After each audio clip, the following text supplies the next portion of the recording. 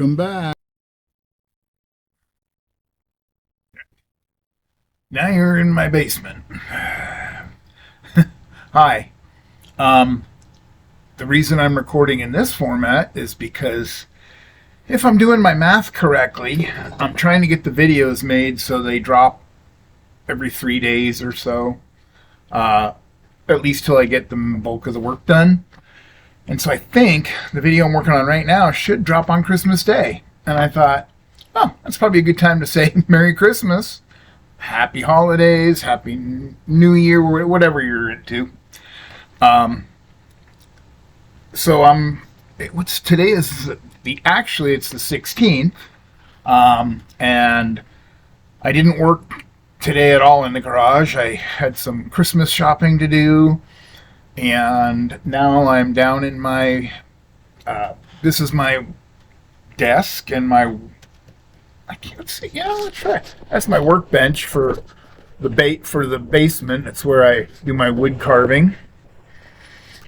And what else? Oh, by now there should have been 2 videos released with my little Volkswagen bus introduction, and I wanted to explain that one.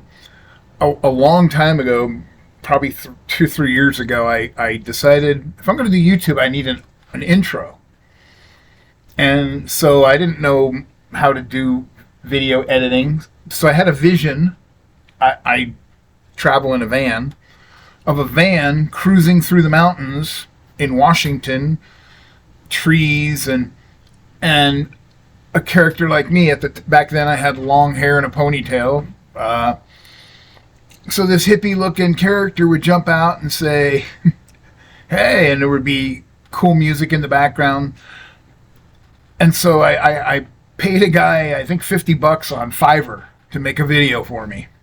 And I said, mountains, a van, 60s, 70s style music, and an old hippie dude. And I sent him a picture of me. And what I got back was those mountains, that bus.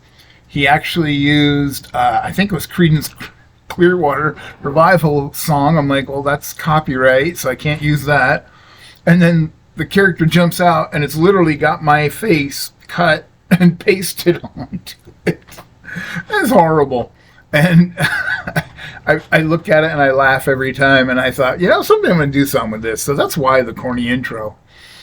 But if it's Christmas or any time thereafter and you're watching this, for whatever reason, thank you. I'm having a lot of fun. I know the quality is not there, and it's okay. I'm having fun, and I would suggest there's a few YouTube channels that talk about how everybody over 40 or 50 or 60, depending on where you look, should have a YouTube channel, and I'm beginning to see why.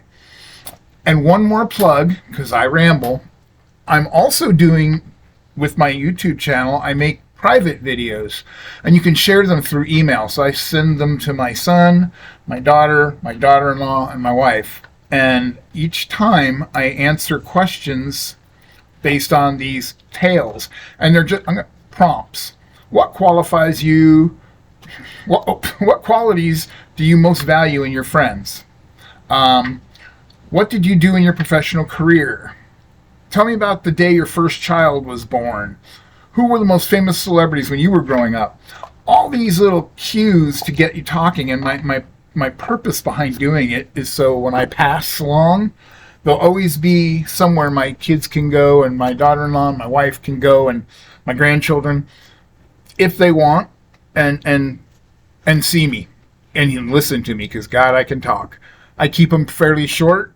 I post them when I'm in the mood. I usually answer 3, one from early days, midlife, and later in life is the categories. I usually answer one from each, post them up on private, send them an email invite, and for the rest of the YouTube's existence, they will have those. And I answer some questions about you saw family history, and I suggest it for everybody. It's a lot of fun, and I think it's a really cool memory you can give to someone.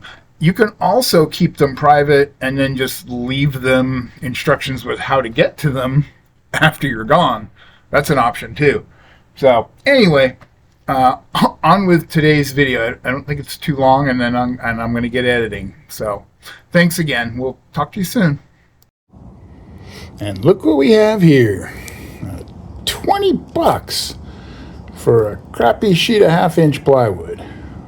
But it's going to do the job. And picked up another shelf piece and the makings of some French cleats. So the goal now, empty that area out, hang plywood up, find a place for everything. Go. Well, it doesn't look like much, but it took me a lot longer than it should have. But it's up on the wall.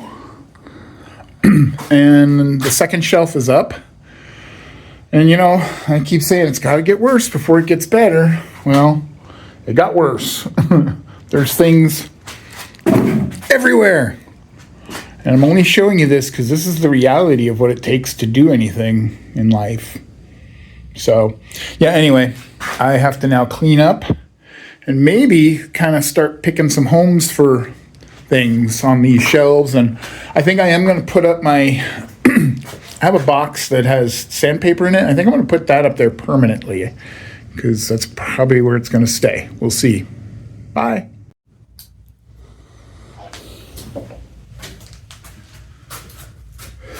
Well, I think we're going to wrap it up again for the day right here.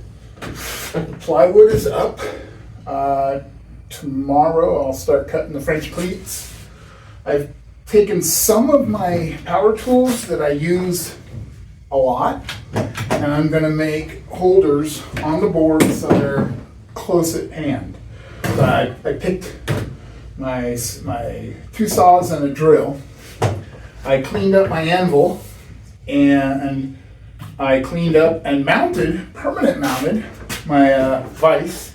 This is another one I got dirt cheap and brought it back to life. It was a pile of rust when I got it, but it's a fully functional good vise now. So mounted my sandpaper holder, mounted my other shelf, and now I just have to clean up. But that's not bad for a day. I'm going to try and get the tool bench, the workbench cleaned off for the day.